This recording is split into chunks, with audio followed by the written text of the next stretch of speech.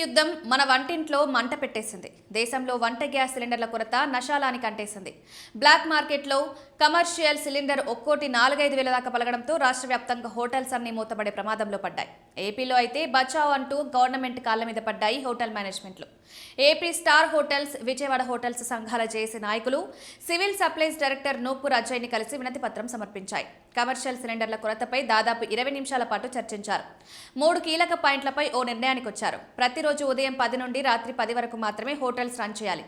అన్ని హోటళ్లు సోమవారం సెలవు ప్రకటించాలి. స్టార్ హోటల్స్ లో ఐటమ్స్ 45 నుండి 15కు తగ్గించాలి. ఇవి కండిషన్లు.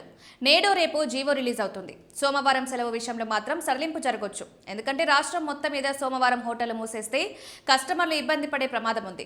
హోటళ్లలో ఇకపై ఫుడ్ మెనూ కూడా పూర్తిగా మారిపోతుంది. కేంద్ర ప్రభుత్వం చెప్పిన గైడెన్స్ ప్రకారం 80% డొమెస్టిక్ యూజర్స్ కి, మిగతా 20% మాత్రమే కమర్షియల్ యూజ్ కి ఇవ్వాలి.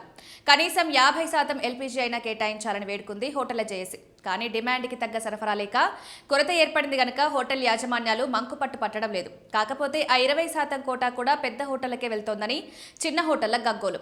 అటు ఎల్పీజీకి ప్రత్యామ్నాయాలు కూడా రెడీ అవుతున్నాయి. కట్టెల పొయ్యి, బయోగ్యాస్, ఎలక్ట్రికల్ స్టవ్, కిచెన్ కాన్సెప్ట్లే మారిపోతున్నాయి. గ్యాస్ వినియోగం తగ్గించే తందూరి ఐటమ్స్ ని, బొగ్గుల పొయ్యితో చేసే మంటల్ని ఎంకరేజ్ చేస్తోంది ప్రభుత్వం. బిర్యానీ లాంటి సౌత్ ఇండియన్ ఐటమ్స్ ని కట్టెల పొయ్యి మీద వండుకోవాలని ఆదేశాలు వచ్చేశాయి. విధి లేక స్విగ్గీ, జొమాటోలను కూడా కంట్రోల్ చేసి వీలైనంత వరకు ఆర్డర్లు తగ్గించుకుంటున్నారు హోటల్ మేనేజ్మెంట్లు.